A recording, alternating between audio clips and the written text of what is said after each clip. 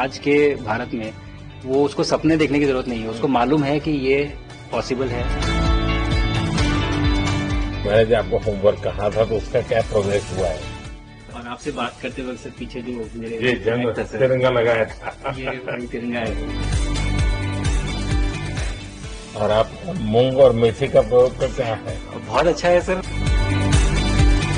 मेरे ही क्रूमेट जो मेरे साथ थे साइन करवा के लिख के लेके गए हैं कि जब भी आपका गगनयान जाएगा आप हमें इनवाइट करेंगे और लॉन्च के लिए जल्दी से जल्दी हमें आपके व्हीकल में बैठ के जाना है।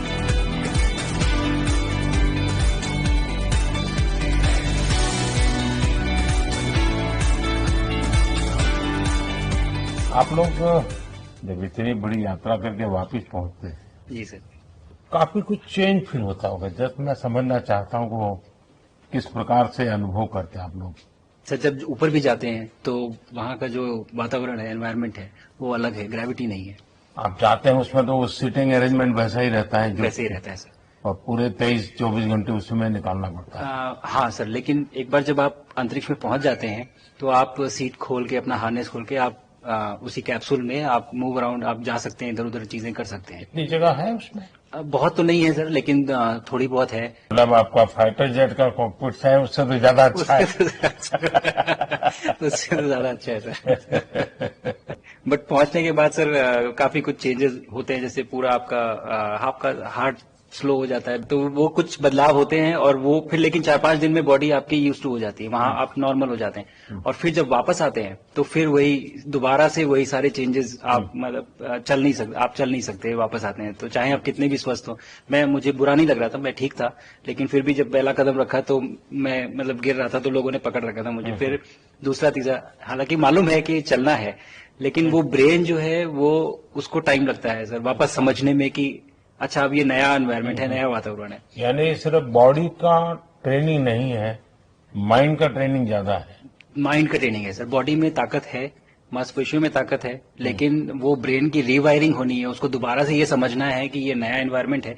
अब इसमें आपको चलने के लिए इतनी ताकत लगेगी या इतना एफर्ट लगेगा, वो वापस से समझते हैं सर।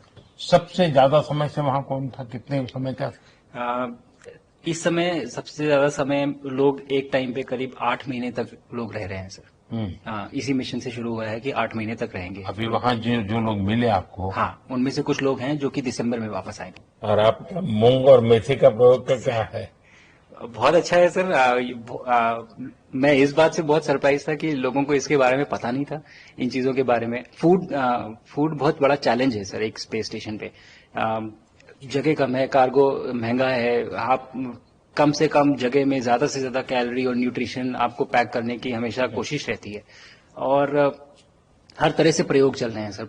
और इनको उगाना बहुत सिंपल है, बहुत ज्यादा रिसोर्स नहीं चाहिए स्पेस स्टेशन में। छोटा सा एक आप डिश में थोड़ा सा पानी डाल के उनको छोड़ दीजिए और वो बहुत अच्छे से 8 दिन बाद वो स्प्राउट होना शुरू हो गए थे सर, स्टेशन में ही मुझे देखने को मिले। तो हमारी जो ये टिपिकल जो हमारे कंट्री के ये जो सीक्रेट्स हैं मैं बोलूंगा सर, जैसे ही हमें ये मौका मिला कि हम माइक्रोग्रेविटी रिसर्च में पहुंच पाए, ये वहां पहुंच गए। और क्या पता कि ये हमारी फूड सिक्योरिटी प्रॉब्लम को सॉल्व करें, क्योंकि एस्ट्रोनॉट्स के लिए तो एक तरह से है ही सर स्टेशन में, लेकिन अगर वहां सॉल्व होती है तो ये पृथ्वी पे भी लोगों के लिए फूड सिक्योरिटी की प्रॉब्लम सॉल्व करने में हमारी मदद कर सकती है। पहला एक बार एक कोई भारतीय आया। जी सर।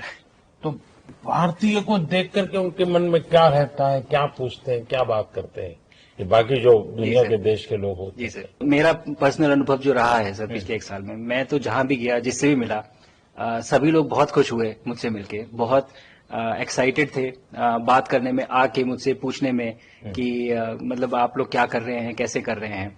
और सबसे बड़ी बात ये थी कि सबको इसके बारे में मालूम था कि भारत स्पेस के क्षेत्र में क्या कर रहा है, सबको ये इस बारे में जानकारी थी।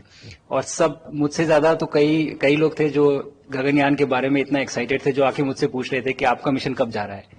एंड मेरे ही क्रूमेट जो मेरे साथ थे मुझसे साइन करवा के लिख के लेके गए हैं कि जब भी आपका गगनयान जाएगा आप हमें इनवाइट करेंगे और लॉन्च के लिए, और उसके बाद जल्दी से जल्दी हमें आपके व्हीकल में बैठ के जाना है। तो मुझे लगता है सर कि बहुत ज्यादा उत्साह है। ये सारी आपको टेक जीनियस के रूप में बुलाती थी, क्या कारण? नहीं सर, वो लोग मुझे लगता है बहुत काइंड है जो इस तरह से बोलते हैं, बट मेरी जो ट्रेनिंग रही है सर, जो एयरफोर्स में ट्रेनिंग रही है और उसके बाद हम लोग ने टेस्ट पायलट की ट्रेनिंग की सर। तो मैं एयरफोर्स में जब गया था तो मुझे लगा था कि पढ़ाई नहीं करनी पड़ेगी, बट मुझे इसके बाद बहुत पढ़ाई करनी पड़ी जो मुझे पता नहीं था। और टेस्ट पायलट बनने के बाद तो एक ये काइंड ऑफ एक इंजीनियरिंग का एक डिसिप्लिन बन जाता है सर। इसरो में ट्रेनिंग की, हमारे साइंटिस्ट ने हमको पढ़ाया तो 3-4 साल, तो मुझे लगता है कि हम लोग काफी अच्छे से तैयार थे सर इस मिशन के लिए जब पहुंचे। मैंने जो आपको होमवर्क कहा था तो उसका क्या प्रोग्रेस हुआ है? बहुत बहुत अच्छा प्रोग्रेस हुआ है सर, और लोग काफी हंसे थे मेरे साथ। उस मीटिंग के बाद उन्होंने मुझे चढ़ाया भी था कि आपके प्रधानमंत्री ने आपको होमवर्क दिया है। दिया तो है, और बहुत जरूरी है सर। हमें इस बात का आभास था, मैं गया ही इसलिए था। मिशन तो एक सक्सेसफुल हुआ है सर, हम लोग वापस आ गए हैं, लेकिन ये मिशन अंत नहीं है, मिशन तो शुरुआत है। तो अरे तो मैंने उसी दिन भी कहा, आपने उस दिन बोला था सर, हमारा पहला कदम है, पहला कदम है सर। तो इस पहले कदम का मेन जो उद्देश्य था वो यही था कि हम कितना कुछ इससे सीख के हम वापस ला सकते हैं सर। लेकिन सबसे बड़ा काम होगा हमारे सामने, एक बहुत बड़ा एस्ट्रोनॉट का पूल होना चाहिए हमारे पास सर। हमारे सामने 40-50 लोग सर रेडी इस प्रकार का। सर अब तक तो शायद